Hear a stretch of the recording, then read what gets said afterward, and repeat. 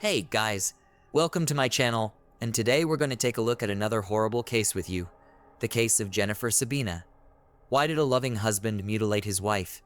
Many of us have heard repeatedly of the severe psychological condition known as post-traumatic stress disorder (PTSD), but few have thought about what lies behind those three words. The term is used to describe mental disorders that result from a single or repeated encounter with a severe traumatic event. Violence, accidents, disasters, war, etc. This type of disorder is often found in military personnel, people who have been involved in combat and witnessed the deaths of others over a long period of time. Even after returning home, they have a hard time adjusting to civilian life. According to a report by the World Health Organization, 1/3 of soldiers returning from conflict zones experienced some degree of PTSD. Most tragically, their loved ones suffer as well, desperately trying to help them overcome the crisis and get their lives back on track. The family of Benjamin Seben, an Iraq War veteran, struggled with this problem for years. Unfortunately, the disease proved to be insurmountable. Jennifer Seben's case shocked the quiet town of Wauwatosa, Wisconsin, with its brutality. Moreover, it was the first case of a police officer killed in the line of duty in the town's history. Behind it all was a tragic story that spanned nearly a decade and culminated in the death of a young woman. Let's start at the beginning to make sense of the situation and try to determine if there was a chance to avoid such a dramatic end. Jennifer and Benjamin Seben. Before they met, Jennifer Louise Sana Miller was born in 1982 in Milwaukee County, Wisconsin. She was the oldest of 2 children in her family and grew up with her younger brother Jacob, with whom she always kept in close touch. When Jennifer went to school, her parents decided to separate and filed for divorce, after which her father moved to another state and stopped playing any role in his children's lives. Her mother had to work hard to provide for the children, but Jennifer was always her main helper and support. She kept the house in order, cooked meals, and took care of her younger brother while their mother worked tirelessly. In addition, Jennifer excelled in school and dreamed of a future career in law enforcement. Benjamin J. Seben, also a Milwaukee native, was Jennifer's age and even attended the same school as her. However, despite this coincidence, they did not know each other personally. After high school, Benjamin joined the U.S. Marine Corps and served 2 tours of duty in Iraq. He was honorably discharged in 2005 after. Here's your transcript with punctuation, stops, emotions, and spelling mistakes corrected. Suffering a severe concussion and numerous injuries to his body and limbs, the story of how the couple met while serving in Iraq. Benjamin registered on the newly emerging and rapidly growing social networking site Facebook. There, he searched for his hometown, and while browsing the profiles of fellow citizens, came across the profile of a charming, smiling girl named Jennifer. After researching her information, he realized that they had once attended the same high school, but he couldn't remember her. After thinking for a bit, Benjamin decided to approach the pretty girl. He greeted her, told her that he was currently serving in Iraq in the Marine Corps, and asked how she was doing. Jennifer didn't respond right away and briefly wrote that she was doing well. It was obvious that she was not eager to correspond with a stranger, but the young man was not confused. Benjamin began to write to her daily, even if she did not respond. Gradually, he managed to capture the attention of the beauty, and they began to chat casually on various topics, remembering the school where they once studied together and trying to understand how they had not met before. A mutual liking developed between them, and they even started planning a reunion when Benjamin could come home. By then, Jennifer had graduated from the police academy, received specialized training, and after successfully passing all of her exams, became a police officer in her hometown of Wauwatosa, Milwaukee County, Wisconsin. It was her dream job since her high school years, and she was incredibly proud of it. Jennifer emotionally shared her joy with a pen pal who sincerely congratulated her on this accomplishment. Severe injury and return home. Benjamin was supposed to return home in November 2005, but in February of that year, he and several of his comrades were hit by mortar fire. Almost all of Benjamin's comrades were killed that day, and he miraculously survived but was severely wounded. His kneecap was nearly shattered, his left arm was nearly torn off by shrapnel and held together by only a few tendons and a piece of skin, and he suffered shrapnel wounds to his chest, head, and a severe concussion. The Marine was taken to a military hospital where he was painstakingly picked up piece by piece, and when his condition stabilized, transferred to Germany for treatment and rehabilitation. His arm was saved, although he had partially lost sensation and function, but his knee was in much worse condition. Doctors were inclined to believe that Benjamin was unlikely to be able to get back on his feet again. During this time, Jennifer, with whom he corresponded daily, was very supportive and encouraging. She said that she was constantly praying for his recovery, believing in a miracle and hoping for the best. The miracle did happen, and gradually, Benjamin began to recover, relearning to walk. A few months later, the demobilized Marine was sent to California where his military unit was based. After completing the necessary paperwork, he returned to his hometown of Wauwatosa as a combat veteran and disabled veteran where his parents and Jennifer, with whom he had become very close through correspondence, were waiting for him. By then, Benjamin was continuing his rehabilitation program, which was yielding good results. The muscles of his damaged limbs recovered and became stronger. He started to exercise and soon was able to use his left arm normally and, contrary to the doctor's predictions, began to walk and even run. As soon as they met Jennifer for the first time, they realized that they didn't want to part for a day. The couple spent all their time together, talked about everything in the world, and it seemed that they had known each other all their lives. Between the young people began and rapidly developed a passionate romance. Jennifer considered her lover a hero, surrounded him with care, and supported him in everything. Benjamin was very grateful to her for this, and at the end of 2005, he offered to make her his lawful wife, to which she happily agreed. They did not delay in registering their marriage and got married on New Year's Eve. The time spent by the young man in war zones did not pass without a trace, leaving him not only scars but also a deep psychological trauma. Benjamin suffered from complex post-traumatic stress disorder (PTSD) with all the typical symptoms, including nightmares, increased anxiety, psychotic experiences known as flashbacks, depression, and thoughts of self-harm. For the former Marine, any loud noise, popping fireworks, or even the sound of a passing airplane could trigger memories of his horrific experiences. He regularly underwent therapy, worked with specialists, and there were times when the disorder receded so much that his loved ones thought that he had returned to normal life. But this impression was deceptive. According to Benjamin's own recollections, during the war years, he witnessed the deaths of at least 50 of his comrades, many of whom were close to him, and their loss was felt as a personal grief. Jennifer and Ben attended church together, where the man also sought help in overcoming the psychological problems he faced. A combination of different therapeutic approaches, medical and spiritual, proved effective. Recovery seemed close at hand, but some symptoms appeared to have become chronic. Because Jennifer and Benjamin were still young and full of hope and plans, they decided to postpone having children until his condition stabilized. The couple believed that they had their whole lives ahead of them and that they still had time for everything. However, 7 years after the wedding, Benjamin's condition had not improved. He was still plagued by nightmares, panic attacks, and thoughts of self-harm. Moreover, due to his injuries and disorders, the former Marine was not only forced to give up his military career, but was also unable to get another prestigious and promising job. In 2012, 7 years into rehab, all the progress Benjamin had made over the years began to rapidly deteriorate.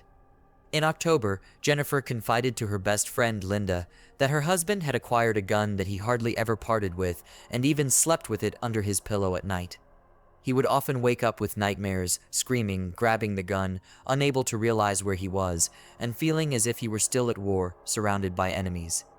At times like these, his wife would try to do her best to calm him down and bring him back to reality. These nightmare episodes became regular, and the sedatives prescribed by the doctor hardly helped. Moreover, Benjamin began to have thoughts of voluntarily ending his life, which he shared with his wife. In an attempt to reassure him, she told him that she could not live without him and would follow him in his care. By then, both spouses were in their 30s. Jennifer had a promising job, was respected at work, had many friends, and was adored by those around her. Benjamin had only a government-appointed disability pension. He socialized only with close relatives and parishioners. As the couple attended church services regularly, he had almost no friends, as people avoided and feared him because of his strange behavior and occasional outbursts of aggression. Probably, in addition to PTSD and depression, Benjamin was experiencing an impending midlife crisis. It seemed to him that everyone around him was moving forward, striving for something and achieving something, except for himself. Even his wife's care and support began to seem like a mockery to him, and he was tormented by feelings of guilt and shame for his own inferiority. In early December 2012, Jennifer was transferred to night shifts. She now patrolled the streets of Wauwatosa from dusk to dawn, maintaining order. She was very worried about this because her husband would be alone at night, and if he had another nightmare or memory, there would be no one to help him. As their 7th wedding anniversary approached, Jennifer was thinking of taking a vacation, planning a trip to the ocean for a change of scenery and relaxation. On December 17th, she shared these plans with a colleague, but these plans were not destined to come true because a week later, there was a terrible tragedy that cut short the life of a young woman. A tragic incident in a quiet town. On the evening of December 23rd, 2012, just before Christmas, Jennifer came in for the night shift. Throughout her shift, she texted her husband constantly, worried about his condition. Toward dawn, the messages from Jennifer stopped, although her husband continued to text her, asking if everything was okay. Early in the morning at 5:00, the dispatcher tried several times to contact Jennifer, but when the patrolman did not respond, he decided to track down the location of the squad car Jennifer was using. The car was found at the city's fire station, located just 5 minutes from the police department. Patrol officers often stopped by here to grab a bite to eat or write a report at the end of their shift. However, the officer was still unresponsive, which caused serious concern because it had never happened before. Dispatch sent another officer from the station to the fire station, where a horrible discovery awaited him.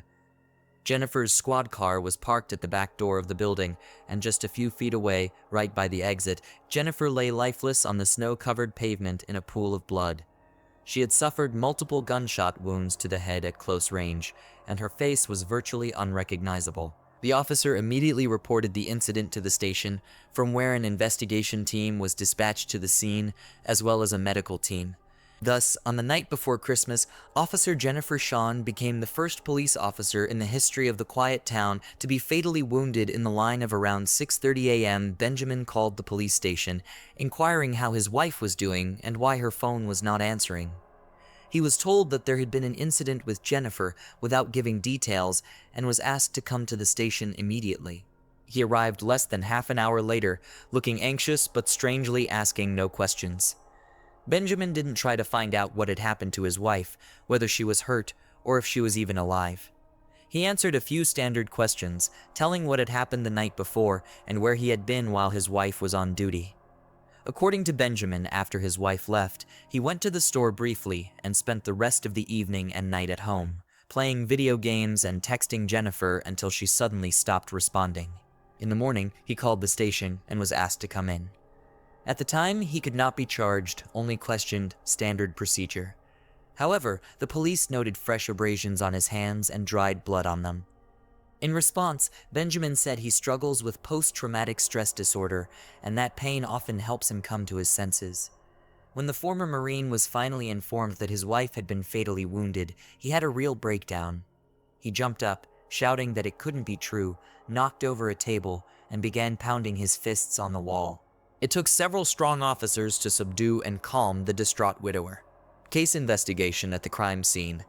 In the freshly fallen snow, there was only one set of footprints leading from the tire tracks to the back door of the fire station and back. This suggested that the perpetrator was alone. And based on the size of the footprints, it was an adult male. Ballistics analysis yielded even more intriguing results. 5 bullets were fired at the officer from 2 different weapons, the first from a 9mm handgun and the second from Jennifer's service weapon, which the perpetrator had taken with him. All of the bullets were aimed at the head, 2 in the back of the head and 3 in the face, indicating personal animosity, deep hostility, or a desire for revenge. However, the young woman had no enemies. Everyone who knew her personally loved and respected her, speaking of her only favorably. On the same day, footage from all the street surveillance cameras leading to the fire station was requested. As it turned out, there were virtually no cars on the roads of the small town in the wee hours of the morning. However, around 4:00 a.m., a black Toyota Prius with tinted windows and black rims pulled up to the fire station. At some point, the car disappeared from camera view, and a short time later, the same car was seen traveling in the opposite direction, heading directly towards Sabina's home. It is noteworthy that Benjamin arrived at the police station that morning in the same car for questioning, which removes all doubt. He was immediately followed, arrested as the prime suspect, and his house was thoroughly searched. The first thing investigators noticed was the holes in the living room wall. The drywall had been punctured, apparently by fists, and bloodstains were visible around the edges. It became clear that this was where Benjamin had gotten the abrasions on his hands, and it had happened no later than the night before. On the refrigerator door were colorful sticky notes that the couple used to leave messages for each other. If Jennifer's notes radiated love and care, her husband's were either dry and one-worded or so insincere that they seemed like quotes from romance novels. A shell casing from a 9mm pistol was discovered in one of the dresser drawers, and the weapon itself was soon found in the bedroom, in the bedside table on the side where her husband slept. The search for Jennifer's stolen service weapon took the police a lot of time and effort, but eventually, the gun was found in a ventilation duct under the ceiling. Forensics confirmed that it was indeed the weapon used to shoot Jennifer. Benjamin's version. At first, after his arrest, Benjamin stuck to his original statement, claiming that he had not left the house and denying his involvement in his wife's death, insisting that he loved her and could not have hurt her. However, when he was presented with irrefutable evidence of his guilt, he began to sob and testify. He revealed that he had suffered from various manifestations of post-traumatic stress disorder for years after returning from the war zone. Neither the love and care of his wife, nor his church, nor experienced doctors could help him. Recently, he had been thinking more and more about voluntarily ending his life, and he shared this thought with his wife. However, she persistently discouraged him, claiming that she could not live without him and would follow him. It is alleged that Ben decided to dispose of his lover out of mercy. He reasoned that they were both religious people, and if Jennifer took her own life, it would be a grave sin, leading the soul to eternal damnation. So he decided to spare his beloved from eternal suffering and take all the burden by ending her life and then ending his own. Benjamin knew that his wife, like her co-workers, stopped by the firehouse at the end of her shift to write a report. He watched her for days to make sure to find out the exact time and place where she parked her car that fateful evening. He arrived on time, about 15 minutes before his wife got out. He waited for her right at the door, acting quickly and decisively, firing 2 shots to the head with a pistol he had brought from home. Then, he claims, she turned around, drew her service weapon, which he had taken from her, and fired 3 more shots to the head. However, it was the expert's opinion that the first 2 shots to the head were fatal, and that she was unable to turn around or reach for the gun. Moreover, the entry wounds indicated that the last 3 shots were fired into her body while she was lying on the ground. In addition, it was unclear why Ben shot her 5 times in the head, substantially disfiguring her face, necessitating a closed casket funeral. Trial and sentencing. In the end, Benjamin fully pleaded guilty, but attributed his actions to a severe mental disorder, stating that he was not aware of his actions. As a result, a psychiatric evaluation was ordered, which showed that although the man suffered from severe complex post-traumatic stress disorder, he was fully aware of what he was doing. Moreover, Sabina had planned the crime in advance, subsequently tried to cover his tracks and hide evidence, and continued to send messages to his now deceased wife's cell phone to avert suspicion. Witnesses, including friends and co-workers of the deceased, testified that the husband was jealous of his wife's career success and often took it out on her. In addition, Benjamin was insanely jealous of Jennifer's male co-workers. He believed that his wife could leave him at any time because she was surrounded by young, healthy men who did not have the physical and psychological problems that he had. His jealousy and suspicion, compounded by his anxiety, drove her to despair. Sabina appeared in court in a wheelchair, bound hand and foot because of his constant attempts to harm himself. He fully pleaded guilty, cried, apologized to his mother-in-law, and stated that if he could turn back time, he would never hurt the woman who loved him and whom he loved. In June 2013, Benjamin was found guilty of first-degree premeditated murder. Despite serious mental health issues, he was sentenced to life in prison with the possibility of parole after 35 years. Jennifer's mother stated in court that she forgave her son-in-law and left his fate in the hands of God. The defendant's mother testified that her son returned from military service a completely different person, deeply distressed both physically and mentally, broken and lost. She and her daughter-in-law tried desperately to help him, but the darkness in his soul was overwhelming. In addition, the case of Officer Jennifer Seben's death subsequently sparked a heated debate over whether her name should be included on a Washington memorial honoring law enforcement officers killed in the line of duty. Initially, the decision was made to exclude her name because of the nature of her death. However, after significant protests and collective petitions from Wisconsin residents, her name was eventually added to the memorial wall. Thanks for watching, guys. Subscribe to the channel, and also don't forget to click the bell. There are many shocking stories ahead.